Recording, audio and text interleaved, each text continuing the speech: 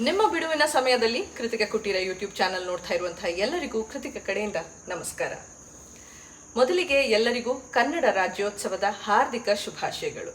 November ಬಂದ ತಕ್ಷಣ ಮಾತ್ರ ಎಲ್ಲರಿಗೂ ಕನ್ನಡದ ಪ್ರೇಮ ಹೆಚ್ಚಾಗುತ್ತೆ ಅನ್ನೋದು ನಿಜವಾಗ್ಲೂ ತಪ್ಪು. ನಾವು ಎಂದಿಗೂ ಯಾವತ್ತಿದ್ರೂ ಕನ್ನಡದ ಪ್ರೇಮಿಗಳೇ. ಕನ್ನಡವನ್ನ ದಿನನಿತ್ಯ ಉಪಯೋಗಿಸ್ತಾ ಬಳಸಿ ಅಂತ ಹೇಳ್ತಾ ನಾವು ಬಳಸ್ತಾ ಇದ್ದೀವಿ ಅನ್ನೋದಕ್ಕೆ ನನಗಂತೂ ಹೆಮ್ಮೆ ಇದೆ. ಇವತ್ತು ನಾನು ಬಂದಿರೋದು ಡಾಕ್ಟರ್ ಆರ್ ಚಲಪತಿ ಅವರ ಒಂದಷ್ಟು ವಿಚಾರಗಳನ್ನ ತಿಳಿಬೇಕು ಅನ್ನೋ ಕಾರಣಕ್ಕೆ ನಾನು ಬಂದಿರೋದು. ಸರ್, ಮೊದಲಿಗೆ ಕನ್ನಡ ರಾಜ್ಯೋತ್ಸವದ ಹಾರ್ದಿಕ ಶುಭಾಶಯಗಳು. ನಿಮಗೂ ಕೂಡ ಕನ್ನಡ ರಾಜ್ಯೋತ್ಸವ ಒಳ್ಳೇದು ಮಾಡಲಿ ಅಂತ ಹೇಳಿ ಬಯಸ್ತೇನೆ. ನಿಜವಾಗ್ಲೂ ಸರ್ ಹತ್ರ ಮಾತಾಡ್ಬೇಕಾದ್ರೆ ಎರಡೆರಡು ಸತಿ ಯೋಚನೆ ಮಾಡಿ ಯಾವ ಪದ ಬಳಕೆ ಮಾಡಬೇಕು ಅಂತ ಯೋಚನೆ ಮಾಡಿ ಮಾತಾಡ್ತಾ ಇದ್ದೀನಿ ಅಂತ ಹೇಳ್ಬೋದು. ಯಾಕಂದ್ರೆ ಆಗ್ಲೇ ಮಾತಾಡ್ತಾ ಇದ್ದಂಥ ಸಾಕಷ್ಟು ವಿಚಾರಗಳು ತಲೆಯಲ್ಲಿ ಓಡ್ತಾ ಇದೆ ಸರ್. ಆದ್ರೆ ಇವತ್ತಿನ ಈ ಒಂದು ಎಪಿಸೋಡಲ್ಲಿ ನನ್ನ ಪ್ರಶ್ನೆ, ನಾವೆಲ್ಲರೂ ಕನ್ನಡವನ್ನ ಎಲ್ಲೋ ಮರೀತಾ ಇದ್ದೀವಿ, ಬಿಡ್ತಾ ಇದ್ದೀವಿ, ಬೇರೆ ಭಾಷೆಗಳನ್ನ ಹೆಚ್ಚಾಗಿ ಉಪಯೋಗಿಸ್ತಾ ಇದ್ದೀವಿ ಅಂತ ಎಲ್ಲರೂ ಹೇಳ್ತೀವಿ. ನಿಮ್ಮ ಪ್ರಕಾರ ನಮ್ಮ ಕನ್ನಡದ ಬಳಕೆ ಅಂದ್ರೆ ಸ್ಥಿತಿಗತಿ ಹೇಗಿದೆ ಅಂತ ಹೇಳ್ತೀರಾ? ಇದನ್ನ ಎಲ್ಲಿಂದ ಶುರು ಮಾಡಬೇಕು ಅನ್ನೋದು ಗೊತ್ತಿಲ್ಲ. ಯಾಕೆ ಅಂತ ಹೇಳಿದ್ರೆ, ಇವತ್ತು ಕನ್ನಡವನ್ನು ಕಲಿತಾ ಇರುವಂಥದ್ದು ಯಾವ್ಯಾವ ಹಂತಗಳಲ್ಲಿ ಕಲಿತಾ ಇದ್ದೇವೆ ಮತ್ತು ಅದನ್ನು ಎಷ್ಟರ ಮಟ್ಟಿಗೆ ಕಲಿತಾ ಇದ್ದೇವೆ ಅನ್ನೋಂಥದ್ದು ಬಹಳ ಮುಖ್ಯವಾದ ವಿಚಾರ. ಯಾಕೆ ಈ ಪ್ರಶ್ನೆ ಅಂತ ಹೇಳಿದ್ರೆ, ಕನ್ನಡದ ಬಳಕೆ ಅನ್ನೋಂಥ ಹೆಸರಲ್ಲಿ ಕನ್ನಡವನ್ನೇ ಬಳಸ್ತಾ ಇದ್ದೀವಾ ಅನ್ನೋಂಥ ಒಂದು ಪ್ರಶ್ನೆ ಇದೆ. ಏಕೆಂದರೆ ನಮ್ಮ ಯಾವುದೇ ಬರವಣಿಗೆಯಲ್ಲಿ ನೀವು ನೋಡಿದರೆ ಗೊತ್ತಾಗುತ್ತೆ, ಅಲ್ಲಿ ಕನ್ನಡದ ಜಾಗದಲ್ಲಿ ಹೆಚ್ಚು ಸಂಸ್ಕೃತದಿಂದ ಬಂದಂತಹ ಪದಗಳ ಬಳಕೆ ಹೆಚ್ಚಾಗಿದೆ. ನೀವು ಯಾವ ಪುಸ್ತಕ ತೆಗೆದರೂ ಕೂಡ ಈ ಉದಾಹರಣೆ ನಿಮಗೆ ಸಿಗುತ್ತೆ. ಸೊ ನೀವು ನಮ್ಮ ಪದನೆರಿಕೆ ಅಂದರೆ ನಿಘಂಟು ಅಂತೇಳಿ, ಡಿಕ್ಷನರಿ ಅಂತ ಕರಿತೀವಿ. ಅದು ಕನ್ನಡದಲ್ಲೇ ಹೇಳಬೇಕು ಅಂದರೆ ಅದು ಪದನೆರಿಕೆ. ಪದಗಳು ಎಲ್ಲವೂ ನೆರೆದಿರುವಂಥ ಪದನೆರಿಕೆ. ನೀವು ಅವುಗಳನ್ನ ನೋಡಿದ್ರು ಕೂಡ ಅದರಲ್ಲಿ ಸುಮಾರು 65% ಕನ್ನಡ ಪದಗಳಿಲ್ಲ. ಆ ಪದನೆರಿಕೆಗಳಲ್ಲೂ ಕೂಡ ಇರುವಂಥದ್ದು ಸಂಸ್ಕೃತ ಪದಗಳೇ. ಸಂಸ್ಕೃತ ಪದಗಳಿಗೆ ಕನ್ನಡದ ಅರ್ಥಗಳನ್ನು, ಕೆಲವೊಮ್ಮೆ ಸಂಸ್ಕೃತ ಪದಗಳಿಗೆ ಸಂಸ್ಕೃತದ್ದೇ ಇನ್ನೊಂದು ಪದ ಹೇಳುವಂಥದ್ದೇ ಅದು ಅರ್ಥ ಹೇಳ್ತಾ ಇದ್ದೀವಿ ಅನ್ನೋದಾಗಲಿ. ಅರ್ಥ ಅನ್ನೋಂಥದ್ದು ಕೂಡ ಸಂಸ್ಕೃತ ಪದವೇ. ತಿರುಳು ಅನ್ನೋಂಥದ್ದು ಕನ್ನಡ ಪದ. ಹಾಗೆ ಸೊ ಹೀಗೆ ಬೇಕಾದಷ್ಟು ಇದೆ. ಹೀಗಾಗಿ ನಾವು ನಮ್ಮ ಮಕ್ಕಳು ಏನು ಮಾಡ್ತಿದ್ದಾರೆ ಅಂತ ಹೇಳಿದ್ರೆ, ಕನ್ನಡ ಯಾಕೆ ಬೇಕು? ಈಗ ಉದಾಹರಣೆಗೆ ವ್ಯವಕಲನ, ಸಂಕಲನ ಈ ಥರದ ಪದಗಳಿಂದ ಶುರುವಾಗುತ್ತೆ. ಅಷ್ಟಾಕೆ ನಮ್ಮ ಕನ್ನಡದ ಬರಿಗೆಗಳಿದಾವಲ್ಲ, ನಿಮಗೆ ಬರಿಗೆ ಅಂದರೆ ಅರ್ಥ ಆಗುತ್ತೆ ಇಲ್ಲ, ಬರೆಯೋದಕ್ಕೆ ಬಳಸುವಂತ ನೀವು ಅಕ್ಷರ ಅಂತ ಏನು ಕರೀತೀವಿ ಅದನ್ನ ಬರಿಗೆ ಅಂತ ಕರಿತೇವೆ. ಅದು ಕನ್ನಡ ಪದ. ಹೌದು, ಅದು ಕನ್ನಡ ಪದ. ಬರಿಗೆ, ಬರೆಯೋದಕ್ಕೆ ಬಳಸೋದು ಬರಿಗೆ. ಅಕ್ಷರ ಅನ್ನುವಂಥದ್ದು ಅದು ಸಂಸ್ಕೃತ ಪದ. ನಾವು ಅದನ್ನ ನೋಡಿ, ಅದು ಬರಿಗೆಗಳ ಮಾಲೆ ಅಂತ ಕರೀಲಿಲ್ಲ, ಅದನ್ನ ವರ್ಣಮಾಲೆ ಅಂತ. ವರ್ಣ ಅನ್ನೋದು ಮತ್ತೆ ಸಂಸ್ಕೃತ ಪದ. ನೀವು ಅದರಲ್ಲಿ ಹ್ರಸ್ವ ಅನ್ನಿ, ದೀರ್ಘ ಅನ್ನಿ, ವ್ಯಂಜನ ಅನ್ನಿ, ಅವರ್ಗೀಯ ವ್ಯಂಜನ ಅನ್ನಿ, ಈ ಯಾವ ಮಗುವಿಗೆ ಇದು ಮುಟ್ಟುತ್ತೋ ನನಗೆ ಗೊತ್ತಿಲ್ಲ. ನಾನಂತೂ ಅವುಗಳನ್ನು ಓದುವಾಗ ಸಣ್ಣವನಿದ್ದಾಗ ಅದ್ಯಾವುದು ನನಗೆ ಮುಟ್ಟಿರಲಿಲ್ಲ. ಇವು ಕನ್ನಡ ಅಕ್ಷರಗಳು ಅಂತ ತಿಳ್ಕೊಳ್ತಿದ್ದೆ ನಾನಷ್ಟೇ. ಹಾಗೆ ಕುರುಡಾಗಿ ತಿಳ್ಕೊಂಡು ಇಲ್ಲಿ ತನಕ ನಾನು ಬಂದಿದ್ದೇನೆ. ಪ್ರತಿಯೊಂದು ಮಗುವೂ ಕೂಡ ಅದನ್ನ ಹ್ರಸ್ವ, ದೀರ್ಘ, ವ್ಯಂಜನ ಅನ್ನುವಂಥದ್ದನ್ನ, ಅವರ್ಗೀಯ ವ್ಯಂಜನ ಅದೆಲ್ಲ ಕುರುಡಾಗಿ ಸ್ವೀಕರಿಸ್ಬೇಕು, ತಗೋಬೇಕಾಗಿದೆ. ಸೊ ಯಾಕೆ ಹೀಗಾಯ್ತು? ಹಾಗಿದ್ರೆ ನಾವು ಚಿಕ್ಕದ್ರಿಂದ ಓದ್ಕೊಂಡ್ ಬಂದಿರೋ ಕನ್ನಡ ತಪ್ಪ? ಹಾಗಿದ್ರೆ ಆದ್ರೆ ಕನ್ನಡ ಅಂತ ಓದ್ಕೊಂಡ್ ಬಂದಿರುವಂಥದ್ದು ತಪ್ಪು ಅಂತ ಆಗ ಓದ್ಕೊಂಡಿರೋದ್ರಲ್ಲಿ ತಪ್ಪುಗಳು ಬೇಕಾದಷ್ಟಿದಾವೆ ಅನ್ನೋದು ಹೇಳಕೊಡ್ತೀನಿ. ಕನ್ನಡ ಎಲ್ಲವೂ ಕೂಡ ತಪ್ಪು ಅಂತಲ್ಲ ನಾನು ಹೇಳ್ತಾ ಇರೋದು. ಹಾಗೆ ನಂಬಿಕೊಂಡು ಬಂದಿರೋದ್ರಲ್ಲಿ ತಪ್ಪುಗಳಿದೆ, ಹಾಗೆ ನಂಬಿಸಲಾಗಿದೆ. ಆದ್ರಿಂದ ಇವತ್ತು ಸಂಕಲನ, ವ್ಯವಕಲನ ಎಲ್ಲ ಬಂದ್ಬಿಟ್ಟಿದೆ ಇದರಲ್ಲಿ. ಸಂಕಲನ, ವ್ಯವಕಲನ, ಕೂಡೋದು, ಕಳಿಯೋದು, ಕೂಡೋದು, ಕಳಿಯೋದು ಅಂತ ಸರಳವಾದ ಪದ ಇರುವಾಗ ನೀವು ಸಂಕಲನ, ವ್ಯವಕಲನ ಅಂತ ಯಾಕೆ ಹೇಳಬೇಕಾಗಿದೆ ಅಲ್ವಾ? ಹೌದು. ಸೊ ಇಂಥ ಸಣ್ಣ ಸಮಸ್ಯೆಗಳಿಂದನೇ ನಾವು ಯೋಚನೆ ಮಾಡಬಹುದು. ನೀವು ಇವತ್ತಿಗೂ ಕೂಡ ಮಕ್ಕಳು ಕಲಿತಾ ಇರುವಂಥ ಕನ್ನಡದಲ್ಲಿ ಕಲಿ ನಲಿ ಅಂತ ಪುಸ್ತಕ ಇದೆ. 1ನೇ ಕ್ಲಾಸು 2ನೇ ಕ್ಲಾಸು. ಮಕ್ಕಳಿಗೆ.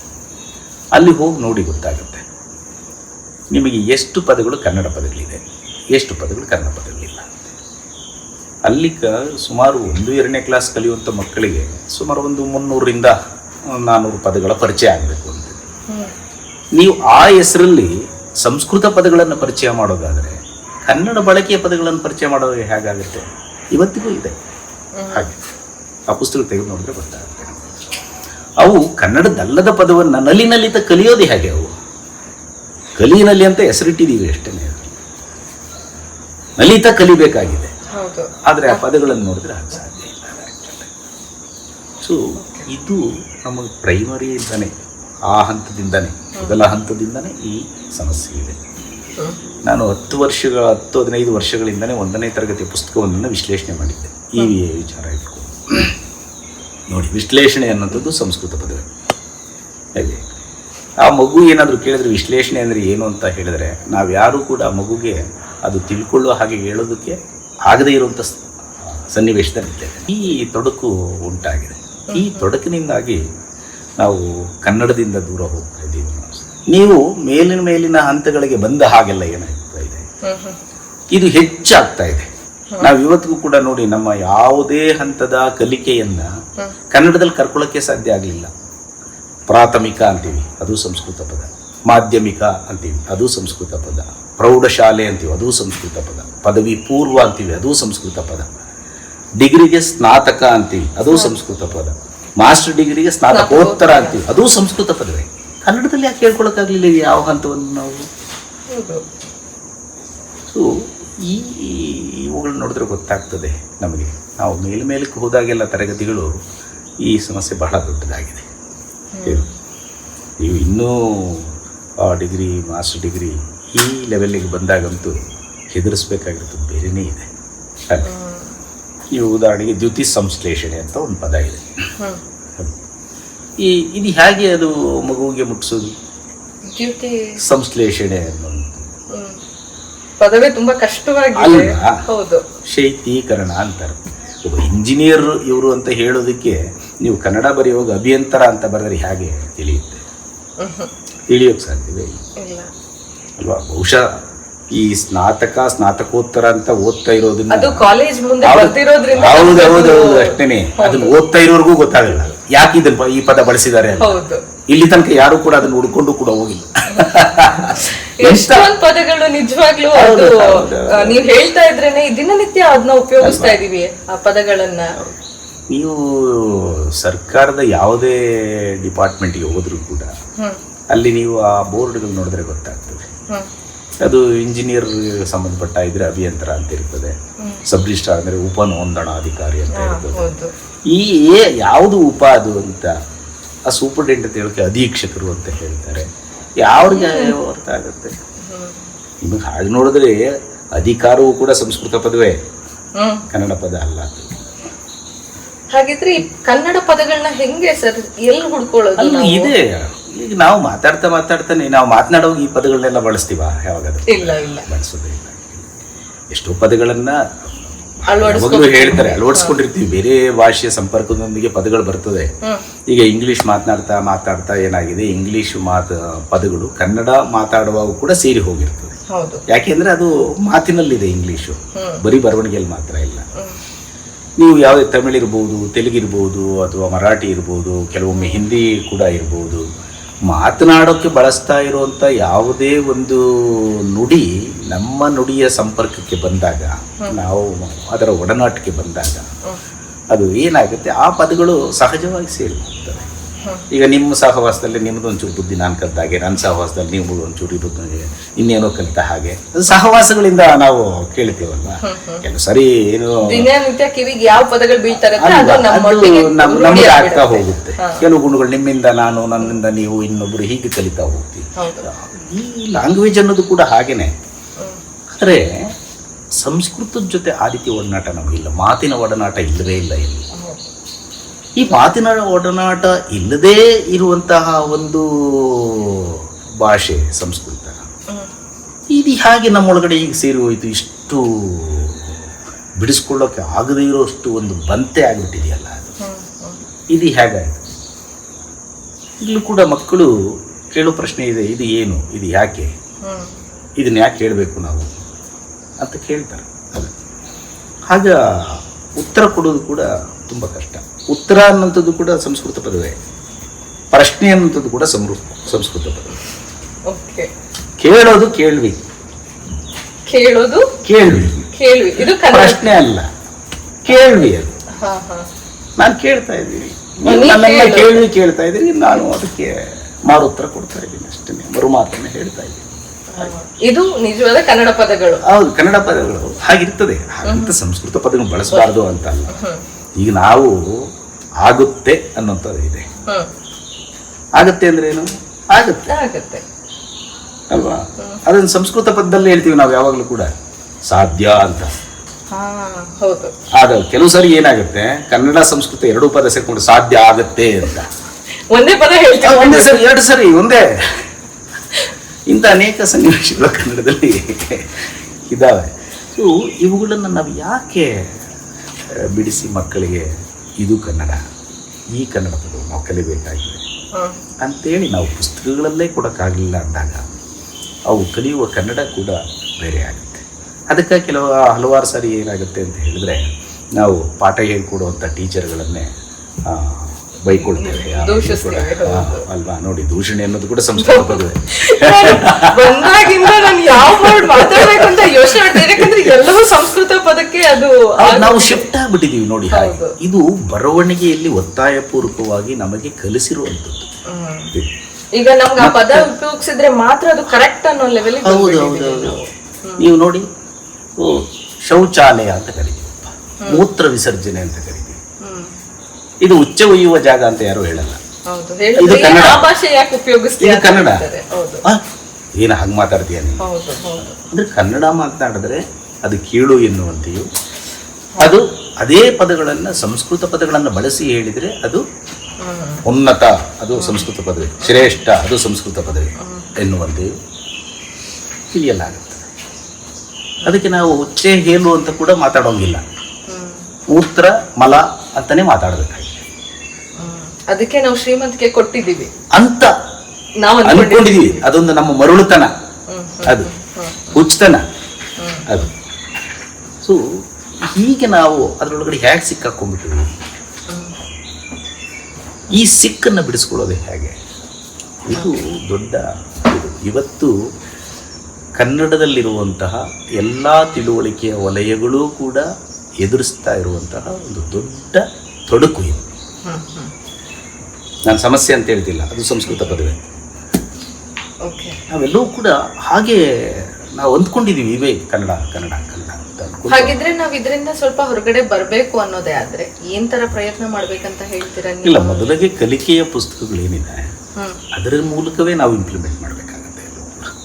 ಅದ್ರ ಮೂಲಕನೇ ಎಲ್ಲರಿಗೂ ಕೂಡ ಕನ್ನಡ ಪದಗಳನ್ನು ಪರಿಚಯಕ್ಕೆ ತರಬೇಕಾಗತ್ತೆ. ಸೊ ಅನೇಕರು ಇದನ್ನ ಗೊತ್ತಿರುವಂಥ ಅನೇಕರು ನಮ್ಮ ನಡುವೆ ಇವತ್ತು ಏನೇನು ಮಾಡ್ತಿದ್ದಾರೆ ಅಂತ ಹೇಳಿದ್ರೆ, ಕನ್ನಡದಲ್ಲೇ ಬರೆಯೋದಕ್ಕೆ ಅವರು ಪ್ರಯತ್ನ ಪಡ್ತಾ ಇರೋದನ್ನ ನೋಡ್ತೇವೆ ನಾವು. ಯಾಕೆ ಅಂತ ಹೇಳಿದ್ರೆ, ಹಾಗೆ ಇನ್ನೊಬ್ರು ಕಮ್ಯುನಿಕೇಟ್ ಆಗದೇ ಇರುವಂಥದ್ದನ್ನು ಬರೆಯೋದ್ರಲ್ಲಿ ಏನು ಪ್ರಯೋಜನ ಇರುತ್ತೆ ಅಲ್ವಾ? ಈಗ ನಾನೇನಾದರೂ ಹೇಳ್ತಾ ಇರೋದು ಕೇಳ್ತಾ ಇರೋಂಥವ್ರಿಗೆ ಅದು ಮುಟ್ಟಬೇಕು, ತಟ್ಟಬೇಕು. ಅದಕ್ಕೂ ನಾವೇನ್ ಮಾಡ್ತೀವಿ, ನಾವು ದೊಡ್ಡ ಭಾಷೆ ಪದಗಳನ್ನ ಬಳಸಿ ಸ್ವಲ್ಪ ಫ್ಯಾನ್ಸಿ ಆಗಿ ಮುಟ್ಟೋದು ತಟ್ಟೋದು ಅನ್ನೋ ಪದಗಳು ಬಳಸ್ತೇವೆ. ನಾವೇನ್ ಮಾಡ್ತಿದೀವಿ, ನಾವು ಓದು ಬರಹದ ಸನ್ನಿವೇಶದೊಳಗಡೆ ಸಂಮೋಹನ ಅನ್ನೋ ಪದ ಬಳಸ್ತೀವಿ. ಸಂಮೋಹನಗೊಳ್ಳಬೇಕು ಅಂತ ಹೇಳ್ತೀವಿ. ಏನಿದು ಸಂಮೋಹನ? ಈ ಮುಟ್ಟೋದು ತಟ್ಟೋದು ನಮಗ್ ಗೊತ್ತು. ಈಗ ನಿಮ್ಮನ್ನು ಮುಟ್ಟಿದ್ರೆ ನಿಮಗೆ ಗೊತ್ತಾಗತ್ತೆ, ತಟ್ಟಿದ್ರೂ ಗೊತ್ತಾಗುತ್ತೆ. ತಟ್ಟೋದು ಎರಡು ರೀತಿ ಇದೆ, ಒಂದು ಮನಸ್ಸಿಗೆ ತಟ್ಟೋದು ಮುಟ್ಟೋದು, ಇನ್ನೊಂದು ತಟ್ಟೋದು. ಸನ್ನಿವೇಶಕ್ಕೆ ತಕ್ಕ ಹಾಗೆ ಯಾವುದೇ ನುಡಿ ಒಳಗಡೆ ಅದು ಬೇಕಾದಂಥ ತಿರುಳುಗಳು ಅಲ್ಲಿ ರೂಪುಗೊಳ್ತಾ ಹೋಗ್ತದೆ. ಆ ವಾಕ್ಯಗಳು ತಾನೇ ಸರಿಯಾಗಿ ಕೇಳಿಸ್ತಾ ಕೂಡ ಹೋಗ್ತದೆ. ಅದು ಸೊ ಇಂಥ ಅನೇಕ ಪದ ಇರ್ಬೋದು, ವಾಕ್ಯಗಳಿರ್ಬೋದು, ಅಥವಾ ಇಡೀ ಒಂದು ಪ್ಯಾರಾ ಅಂತ ಏನು ಹೇಳ್ತೀವಿ ಅದು ಕೊಡಬಹುದಾದಂಥ ಒಂದು ಇನ್ನೊಂದು ನೋಟ ಇರ್ಬೋದು. ಇವೆಲ್ಲವೂ ಕೂಡ ನಾವು ಕನ್ನಡದಿಂದ ತಪ್ಪಿಸಿದ್ದೇವೆ ಅಂತ ನನಗೆ ಅನಿಸುತ್ತೆ. ಇದು ಇವತ್ತು ಕನ್ನಡ ಎದುರಿಸ್ತಾ ಇರುವಂಥ ಬಹಳ ದೊಡ್ಡ ತೊಡಕು. ಇದು ಯಾರಿಗೆ ಹೋಗುತ್ತೋ ಇಲ್ವೋ ಗೊತ್ತಿಲ್ಲ. ಟೀಚರ್ಗಳು ಏನು ಮಾಡ್ತಾರೆ, ಟೆಕ್ಸ್ಟ್ ಬುಕ್ ಕೊಟ್ಟಿದ್ದಾರೆ, ಆ ಟೆಕ್ಸ್ಟ್ ಬುಕ್ನಲ್ಲಿ ಏನಿದೆ ಅದು ನಾವು ಮಾಡಬೇಕು ಅಷ್ಟೇ. ಆ ಮಗುಗೆ ಅರ್ಥ ಆಯ್ತಾ, ತಿಳಿತಾ ಇಲ್ವಾ ಗೊತ್ತಿಲ್ಲ. ಮಗುಗೆ ಬರುವಂತ ಪ್ರಶ್ನೆಗಳಿಗೆ ಉತ್ತರ ಅಂತೂ ಸಿಗಲ್ಲ, ಹೇಗೆ ಹೇಳೋಕೆ ಆಗುತ್ತೆ. ಮತ್ತೆ ಆ ಸಣ್ಣ ಮಗುಗೆ ಈ ದೊಡ್ಡ ದೊಡ್ಡ ಪದಗಳನ್ನೆಲ್ಲನೂ ಕೂಡ ತಿಳಿಸಿ ಹೇಳೋದಾದ್ರೆ ಹೇಗೆ? ಇದು ಮಕ್ಕಳ ಕಷ್ಟ, ತಿಳ್ಕೊಳ್ಳೋ ಕಷ್ಟ ಒಂದಾದ್ರೆ, ತಿಳಿಸಿ ಹೇಳುವ ಟೀಚರ್ಗಳ ಕಷ್ಟ ಇನ್ನೊಂದು. ಅದು ಅಲ್ಲೂ ಕೂಡ ಟೀಚರ್ಗಳಿಗೆ ನಾವು ಕನ್ನಡದಲ್ಲಿ ಪದ ಹುಡುಕಿಲ್ಲ. ಈಗಲೂ ಕೂಡ ಉಪಾಧ್ಯಾಯ, ಅಧ್ಯಾಪಕ, ಪ್ರಾಧ್ಯಾಪಕ ಇದೇನೆ ಹೇಳ್ತಾ ಇರ್ತೀವಿ. ಇವೆಲ್ಲವೂ ಕೂಡ ಸಂಸ್ಕೃತದ ಪದಗಳು. ಕನ್ನಡ ಬಹಳ ದೊಡ್ಡದಾಗಿ ಎದುರಿಸ್ತಾ ಇರುವಂಥ ಸನ್ನಿವೇಶ ಇದು. ಹೀಗಾಗಿ ನಾವೇನಾಗಿದೆ ಅಂತ ಹೇಳಿದ್ರೆ, ಈ ಒತ್ತಡದಲ್ಲಿ ಕನ್ನಡ ಯಾಕೆ ಬೇಕು ಅಷ್ಟೊಂದು ಕಷ್ಟ ಆಗ್ತಿರೋಲ್ಲ. ಈಗ ಕಷ್ಟ ಅನ್ನೋಂಥದ್ದನ್ನ ಕಷ್ಟ ಅಂತ ಬರಿಬೇಕಾ, ಕಷ್ಟ ಅಂತ ಬರಿಬೇಕಾ? ನೋಡಿ, ನೀವು ಕಷ್ಟ ಅಂತೀರಿ, ಯಾಕೆಂದ್ರೆ ನೀವು ಪ್ರಾಕ್ಟೀಸ್ ಆಗಿದೆ. ನನಗೆ ಈ ಕೆಲಸ ಮಾಡೋಕ್ಕೆ ಕಷ್ಟಪ್ಪ ಅಂತ ಯಾರೋ ಹೇಳ್ತಾರಪ್ಪ, ನನಗೆ ಕಮ್ಯುನಿಕೇಟ್ ಆಯಿತು, ಅವ್ರ ಕಷ್ಟ. ಅದೇ ಸಾ ಬಳಸಿ ಅದಕ್ಕೆ ಟಾವತ್ ಹಾಕಿದ್ರೆ ತಪ್ಪೇನು ಅಂತಾನೆ ಕೇಳೋದು ನಾನು. ಈಗ ಭಾಷೆ ಅನ್ನೋದು ನಮಗೆಲ್ಲರೂ ಕೂಡ ಬಂದಿದೆ ಅಲ್ವಾ? ಭಾಷೆ ಅಂದ್ರೆ ಅರ್ಥ ಆಗುತ್ತೆ. ನಿನ್ನ ಭಾಷೆ, ನನ್ನ ಭಾಷೆ, ಭಾಷೆ ಅಂದ್ರೆ ಇನ್ನೊಂದಿದೆ, ಪ್ರಾಮಿಸ್ ಅನ್ನೋಂಥದ್ದು, ಇದು ಕೂಡ ಇದೆ ಅಲ್ವಾ? ಸರಿ, ಭಾಷೆ ಅನ್ನೋದು ಅರ್ಥ ಆಗಿರುವಾಗ ನನಗೆ ಅರ್ಥ ಆಗಿರೋ ಭಾಷೆಯನ್ನ ಭಾಷೆ ಅಂತ ಸಾಮಾನ್ಯವಾಗಿ ಸರಳವಾಗಿ ಬರೆದ್ರೆ ಅದು ತಪ್ಪು ಅಂತಾರೆ. ನೀನು ಭಾಷೆ ಅಂತ ಬರೀ ಅಂತ ಕೇಳಿದ್ದಾರೆ, ಅದಕ್ಕೆ ಬಾಲ ಕೊಡಬೇಕು. ಇಲ್ಲ ಅಂದ್ರೆ ಮ್ಯಾಮ್ ಕಮ್ಮಿ ಮಾರ್ಕ್ಸ್ ಹಾಕ್ತಾರೆ ಸರ್. ಮಕ್ಕಳು ಎದುರಿಸ್ತಾ ಇರೋದು ದೊಡ್ಡ ಅದು ಚಿಕ್ಕದ್ರಿಂದ ತಲೆ ಕೂತು ಕೂತು ನಮ್ಗೆ ನಾವು ಆ ಪದ ಬಳಕೆ ಒಂದೇ ಒಂದು ಅಕ್ಷರ ಆ ಕಡೆ ಮಾತನಾಡೋವಾಗ ಹೀಗೆ, ಸೊ ಬರೆಯುವಾಗ ಹಾಗೆ. ಈ ವ್ಯತ್ಯಾಸಗಳು ಏನು ಮಾಡಿದರೆ ಮಕ್ಕಳನ್ನ ದಿಕ್ಕು ತಪ್ಪಿಸಿ ಕಲಿಯೋರು. ಕನ್ನಡ ಬೇಡ, ಈಗ ಒಂದು ಹಂತಕ್ಕೆ ಹೋದ ಕೂಡಲೇ ಕನ್ನಡ ಕಡ್ಡಾಯವಾಗಿ ಕಲಿಬೇಕು ಅನ್ನೋಂಥ ಇರೋ ಕಡೆ ಮಾತ್ರ ಕನ್ನಡವನ್ನು ಒಂದು ಶಾಸ್ತ್ರಕ್ಕೆ ಅಂತ ಇಟ್ಕೊಂಡು, ಶಾಸ್ತ್ರ ಅನ್ನೋದು ಬಹಳ ಚೆನ್ನಾಗಿ, ಶಾಸ್ತ್ರ ಸಂಸ್ಕೃತ ಅಲ್ಲಿಂದಾನೆ ಶಾಸ್ತ್ರ ಬಂದಿರೋದು ಭಾಳ ಯಾವಾಗಲೂ ಕೂಡ ಇಟ್ಕೊಂಡು ಒಂದು ಹಂತಕ್ಕೆ ಬಂದ ಕೂಡಲೇ ನಾನು ಬೇರೆ ಸಂಸ್ಕೃತಿ ತಗೊಂಡ್ರೆ ಹೇಗೆ? ಯಾಕೆಂದ್ರೆ ಅದು ಕನ್ನಡದಲ್ಲಿ ಕನ್ನಡದಲ್ಲಾದ್ರೂ ಬರ್ಕೋಬಹುದು, ಇಂಗ್ಲೀಷಲ್ಲಾದ್ರೂ ಬರ್ಕೋಬಹುದು, ಸಂಸ್ಕೃತಲ್ಲಿ ಬರೀಬೇಕು ಅನ್ನೋದಿಲ್ವಲ್ಲ. ಎಷ್ಟು ಸರಳ ಆಗಿರುತ್ತೆ. ಸಂಸ್ಕೃತ ಪ್ರಿಯರಿಗೆ ಇದು ಇಷ್ಟ ಆಗ್ಬೋದು ಅದು. ಆದರೆ ಒಂದು ಲ್ಯಾಂಗ್ವೇಜ್ಗೆ ಇರುವಂಥ ತನ್ನದೇ ಆದಂಥ ಒಂದು ಗುರುತಿರ್ತದೆ, ಅದರದೇ ಆದಂಥ ಒಂದು ನಿಲುವಿರ್ತದೆ, ಅದರದೇ ಆದಂಥ ಒಂದು ಜಾಯಮಾನ ಇರ್ತದೆ ಯಾವಾಗಲೂ ಕೂಡ. ಅದಕ್ಕೆ ತನ್ನದೇ ಆದಂಥ, ನೀವು ಸಂಸ್ಕೃತಿ ಅಂತ ಹೇಳ್ತಿರಲಿಲ್ಲ, ಒಂದು ಜೀವನ ಕ್ರಮ ಅಂತ ನಾನು ಕರಿತೀನಿ. ಆ ಜೀವನ ಕ್ರಮಗಳಿರ್ತವೆ. ಕನ್ನಡದಲ್ಲಿ ಸಾವಿರಾರು ಜೀವನ ಕ್ರಮಗಳಿವೆ, ಹಾಗಾಗಿ ಸಾವಿರಾರು ಕನ್ನಡಗಳು ಇದೆ. ಅದು ಒಂದೇ ಕನ್ನಡ ಇಲ್ಲ. ಅದು ಎಲ್ಲ ಕನ್ನಡವೂ ಸರಿನೇ, ಯಾವುದು ಶುದ್ಧ ಅಂತಿಲ್ಲ, ಇರಲಾರ್ದು. ಹಾಗೆ ನಾನು ಕನ್ನಡ ಮಾತಾಡ್ತೀನಿ ಅಂದರೆ ಇನ್ಯಾರೋ ಬೀದಿಯಲ್ಲಿ ಕಸ ಗುಡಿಸೋರು ಕನ್ನಡ ಮಾತಾಡ್ತಾರೆ, ಅದು ಕನ್ನಡವೇ. ನನ್ನ ಕನ್ನಡಕ್ಕೆ ಎಷ್ಟು ಮರ್ಯಾದೆ ಸಿಗುತ್ತೋ ಆ ಕನ್ನಡಕ್ಕೂ ಹಾಗೆ ಸಿಗಬೇಕು. ನಾವು ಏನು ಮಾತಾಡ್ತಿದ್ದೀವಿ, ಹೇಗೆ ಮಾತಾಡ್ತೀವಿ ಅನ್ನೋದ್ರ ಮೇಲೇ ಮೇಲು ಕೀಳುಗಳನ್ನು ನೋಡುವ ಕ್ರಮ ಕೂಡ ಬಂದ್ಬಿಟ್ಟಿದೆಯಲ್ಲ. ಒಂದು ಲ್ಯಾಂಗ್ವೇಜ್ಗೆ ಆ ರೀತಿಯ ಗುರಿಗಳು ಯಾವುದೂ ಇರಲ್ಲ. ಇದು ದಾರಿ ತಪ್ಪಿಸುವ ಕ್ರಮ ಇದು. ಅದನ್ನು ಅಂದರೆ ಅಂಥ ಮಾತೊಂದನ್ನು ಕೇಳಿಸ್ಕೊಳ್ಳೋದು ಹೇಗೆ ನೀವು? ಅಂದರೆ ನೀವು ಯಾರನ್ನ ಯಾವ ವಿಚಾರ ಬೇಕಾದರೂ ಇಟ್ಕೊಂಡು ಕೇಳು ಮಾಡಿ ನೋಡ್ಬೋದು ಅಂತ ಹೇಳ್ಕೊಟ್ಟಂಗಾಯ್ತಲ್ಲ. ಅದು ಹೋಗ್ಬೇಕು ಅಂತ ಹೇಳಿದ್ರೆ ಕನ್ನಡ ಪದಗಳನ್ನು ಹಾಗೆ ಇರುವ ಹಾಗೆ ಕಲಿಸ್ಬೇಕು. ಅದನ್ನು ನೀವು ಇನ್ನೂ ಕೆಲವು ಪದಗಳೆಲ್ಲ ಹೇಳ್ಬೋದು, ಹೆದರ್ಕೊಂಡ್ಬಿಡ್ತೀವಿ ಎಲ್ಲರೂ ಕೂಡ ಆ ಪದಗಳನ್ನ ಕನ್ನಡದಲ್ಲೇ ಹೇಳಿದ್ರೆ ಹಾಗಿದೆ. ಆದರೆ ಅದನ್ನು ನೀವು ಸಂಸ್ಕೃತದಲ್ಲಿ ಬಳಸ್ತಾ ಇದ್ರೆ ಯಾರಿಗೇನು ಅನ್ಸಲ್ಲ. ಇದು ಭಾಳ ಶುದ್ಧವಾಗಿ ಮಾತಾಡ್ತಿದ್ದಾರೆ ಅಲ್ವಾ? ನೀವು ಸಂಸ್ಕೃತದಲ್ಲಾದರೂ ಮಾತಾಡಿ, ಕನ್ನಡದಲ್ಲಾದರೂ ಮಾತಾಡಿ, ಇಂಗ್ಲೀಷಲ್ಲಾದರೂ ಮಾತಾಡಿ, ಉಚ್ಚೆ ಆಗಿರ್ತದೆ ಹೊರತಾಗಿ ಅದು ಇನ್ನೇನೂ ಆಗಲ್ಲ, ಅಮೃತ. ಸೊ ಭಾಷೆ ಕಮ್ಯುನಿಕೇಶನ್ ಪರ್ಪಸ್ ಇರ್ಬೇಕೆ, ಇರೋದೇ ಕಮ್ಯುನಿಕೇಶನ್ ಅಲ್ವೇ? ಮೇಲು ಕೀಳು ಡಿಸೈಡ್ ಮಾಡಕ್ ಅಲ್ವೇ ಅಲ್ಲ ಅದು. ಆದರೆ ಇನ್ನೊಂದು ಯಾವುದೋ ಇದು ಶ್ರೇಷ್ಠವಾದದ್ದು ಅಂತ ನಾವು ಇಟ್ಕೊಂಡು ಅದ್ರ ಮೂಲಕ ನಮ್ಮನ್ನು ನೋಡ್ಕೊಳ್ಳೋಕೆ ಶುರು ಮಾಡಿದಾಗ ನಾವು ಕೀಳಾಗಿ ಕಾಣಿಸೋಕೆ ಶುರು ಆಗ್ತೀವಿ. ಇನ್ಯಾವುದೋ ಇಟ್ಕೊಂಡಿರ್ತೀವಲ್ಲ ನಮ್ಮನ್ನು ಅಳತೆ ಮಾಡೋದಕ್ಕೆ, ಅದು ಬಹಳ ದೊಡ್ಡದಾಗಿ ಶ್ರೇಷ್ಠ ಅಂತ ಕಾಣಿಸ್ತಾ ಇರುತ್ತೆ. ಅದು ಸಂಸ್ಕೃತದಲ್ಲಿ ಹೇಳಬೇಕು ಅಂದ್ರೆ ಭ್ರಮೆ. ಆ ಭ್ರಮೆ ಭ್ರಮೆ ಅನ್ನೋ ಪದನು ಸಂಸ್ಕೃತ. ಸರಿ. ಮರುಳುತನ ಅಂತ, ಹುಚ್ಚತನ ಅಂತ ಕನ್ನಡದಲ್ಲಿ ಹುಚ್ಚತನ. ಸೊ ಇದು ಇವತ್ತಿನ ಕನ್ನಡದ ಜೊತೆಗಿರುವಂತಹ ಒಂದು ಬಹಳ ದೊಡ್ಡ ಸವಾಲು. ಇದನ್ನೆಲ್ಲ ಕೂಡ ನಾವು ಮುಂದಿನ ತಲೆಮಾರುಗಳು ಎದುರಿಸಬೇಕಾಗಿರುವಂಥ ಸವಾಲುಗಳು. ಬಹುಶಃ ನಾವು ಈ ಕಾಲಕ್ಕೆ ಇದು ತಿಳಿತಾ ಇರುವಂಥ ಕಾಲಕ್ಕೆ, ಯಾಕೆಂದರೆ ನಾನು ಮಾತ್ರ ಅಲ್ಲ, ನಾನು ಬಹಳ ಕಿರಿಯ ವಿಚಾರದಲ್ಲಿ ಬಹಳ ದೊಡ್ಡವರೆಲ್ಲ ಈ ನುಡಿಗಳ ಬಗ್ಗೆ ಬಹಳ ತಿಳ್ಕೊಂಡಿರೋರು, ಅವ್ರನ್ನ ನುಡಿಯರಿಗರು ಅಂತ ಕರಿತೇವೆ ನಾವು ಕನ್ನಡದಲ್ಲಿ. ನೀವು ಭಾಷಾ ವಿಜ್ಞಾನಿಗಳು ಅಂತೀರಿ ಅದನ್ನು. ಭಾಷಾ ವಿಜ್ಞಾನ ಅನ್ನೋದಕ್ಕೆ ನುಡಿಯರಿಮೆ ಎಂತಲೂ, ಭಾಷಾ ವಿಜ್ಞಾನಿಗಳನ್ನು ನುಡಿಯರಿಗರು ಅಂತಲೂ ಕನ್ನಡದಲ್ಲಿ ಕರೆಯಲಾಗ್ತದೆ. ಆಯ್ತಾ? ಅಂತ ದೊಡ್ಡವರು ಇದ್ದಾರೆ. ಅವರೆಲ್ಲರೂ ಕೂಡ ಈ ಇವುಗಳನ್ನ ಪ್ರಯತ್ನ ಮಾಡ್ತಾ ಇದ್ದಾರೆ. ಆದರೆ ದೊಡ್ಡ ವಿದ್ವಾಂಸರುಗಳೇ ಈ ರೀತಿ ನೀವು ಹೇಳ್ಕೊಡ್ದು ಅವತ್ತಿಂದ ನಾವು ಹಿಂಗೆ ನಡ್ಕೊಂಡ್ ಬಂದಿದ್ದೀವಿ, ಇದನ್ನೇ ಮುಂದುವರಿಸ್ಕೋಬೇಕು ಅಂತ ಬಲವಂತವಾಗಿ ಏರಿಕೆ ಮಾಡ್ತಾ ಇರುವಂತೂ ಕೂಡ ಇದ್ದಾರೆ. ಸೊ ಇದರ ನಡುವೆ ಕನ್ನಡಕ್ಕೆ ಏನು ಇದರಿಂದ ಕನ್ನಡಕ್ಕೆ ತೊಂದರೆ ಆಗುತ್ತಾ? ಕನ್ನಡ ಬಳಸೋರ್ಗಂತೂ ತೊಂದರೆ ಆಗುತ್ತೆ. ಕನ್ನಡ ಮಾತಲ್ಲಿ ಬಹಳ ದೊಡ್ಡದಾಗಿದೆ ಕನ್ನಡ ಜಗತ್ತು. ಕನ್ನಡ ಎಲ್ಲೂ ಹೋಗಲ್ಲ, ಕನ್ನಡ ಇರುತ್ತೆ. ಆದರೆ ಕನ್ನಡವನ್ನ ಕನ್ನಡವಾಗಿಯೇ ಉಳಿಸಿಕೊಳ್ಳಬೇಕಾಗಿರುವಂಥ ಸವಾಲು ಇವತ್ತು ನಮ್ಮೆದುರಲ್ಲಿ ದೊಡ್ಡದಾಗಿ ಕಾಣ್ತಾ ಇದೆ. ನಿಜವಾಗ್ಲೂ ನೀವು ಹೇಳ್ತಾ ಇರುವಾಗ ಮಾತಾಡಕ್ಕೆ ನನ್ಗೆ ಸ್ವಲ್ಪ ಯೋಚನೆ ಆಗ್ತಿದೆ, ಈ ಪದ ಬಳಕೆ ಮಾಡಿದ್ರೆ ಇದು ಕನ್ನಡ ಪದವಾ ಅಥವಾ ಇದು ಕೂಡ ಸಂಸ್ಕೃತದಿಂದ ಬಂದಿದ್ದ ಅಂತ.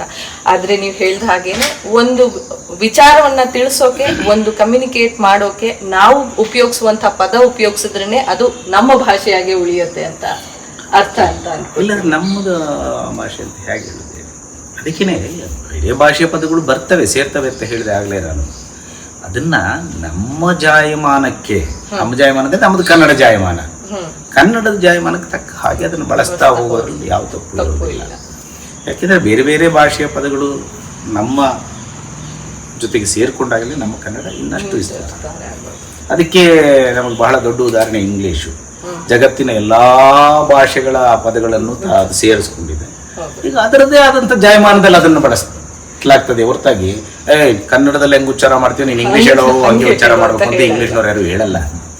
ಆದರೆ ಸಂಸ್ಕೃತದ ವಿಚಾರದಲ್ಲಿ ಹಾಗಿಲ್ಲ. ಕನ್ನಡದಲ್ಲಿ ನೀವು ತದ್ಭವಗಳನ್ನು ಕೂಡ ಬಳಸ್ಕೊಡ್ದು ಅನ್ನುವಂಥ ನಿಯಮವನ್ನು ಹೇರಿರುವಂಥ ವಿದ್ವಾಂಸರುಗಳು ಕೂಡ ಇದ್ದಾರೆ. ಬರವಣಿಗೆಯಲ್ಲಿ ದೋಷಗಳು ಮತ್ತು ದೌರ್ಬಲ್ಯಗಳು ಅಂತ ಒಂದು ಪುಸ್ತಕ ಇದೆ, ಕನ್ನಡದ ಬಹಳ ದೊಡ್ಡ ವಿದ್ವಾಂಸರು ಬರೆದಿರುವಂಥ ಪುಸ್ತಕ. ಅದರಲ್ಲಿ ಹೀಗೆ ಹೇಳ್ತಾರೆ ಅವರು, ನೀವು ಸಂಸ್ಕೃತ ಪದಗಳನ್ನು ಅದು ಇರುವ ಹಾಗೆಯೇ ಬಳಸಬೇಕು, ಅದನ್ನು ತದ್ಭವಗೊಳಿಸಿ ಕೂಡ ಬಳಸ್ಕೊಳ್ಳೋದು. ತದ್ಭವ ಅಂತ ಹೇಳಿದ್ರೆ ಕನ್ನಡ ಜಾಯಮಾನಕ್ಕೆ ತಂದುಕೊಳ್ಳೋದು. ಅದು ಅಂದ್ರೆ ಆಡು ಭಾಷೆ ಅಥವಾ ನಾವು ಸರಳವಾದ ಕನ್ನಡದ ರೀತಿಗೆ ಅದನ್ನ ಹೊಂದಿಸಿಕೊಳ್ಳೋದು. ಅದು ಈಗ ಇಂಗ್ಲಿಷ್ನ ಕಾರು ಇದೆ, ಕಾರು ಅಂತೀವಿ ನಾವು, ಮಾಡ್ಕೊಡುದು ಅಂತ. ಹಾಗೆ ಸಂಸ್ಕೃತ ಪದಗಳನ್ನ ಇಟ್ಕೊಂಡು ಹಾಗೆ.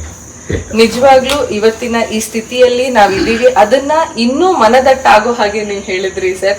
ಇದ್ರ ಬಗ್ಗೆ ಮಾತಾಡ್ತಾ ಹೋದ್ರೆ ಇನ್ನೂ ಸಾಕಷ್ಟು ವಿಷಯಗಳಿದೆ ಮಾತಾಡೋಕೆ ಅಂತ ಭಾವಿಸ್ತೀನಿ ಸರ್.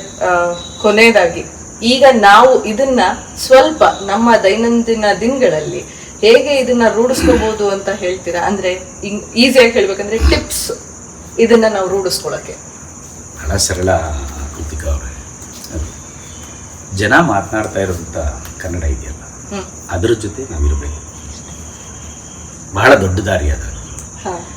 ಜನ ಮಾತನಾಡುವ ಕನ್ನಡ ಅದು ಯಾವ ಜಾತಿಯವರು, ಅವರು ಇನ್ನೆಲ್ಲಿಯವರು, ಅವರು ಯಾವ ಬೀದಿಯವರು ಅನ್ನೋದಲ್ಲ, ಯಾವ ಮಾರ್ಕೆಟಲ್ಲಿ ಅವರು ವ್ಯಾಪಾರ ಮಾಡ್ತಿರ್ಬೋದು.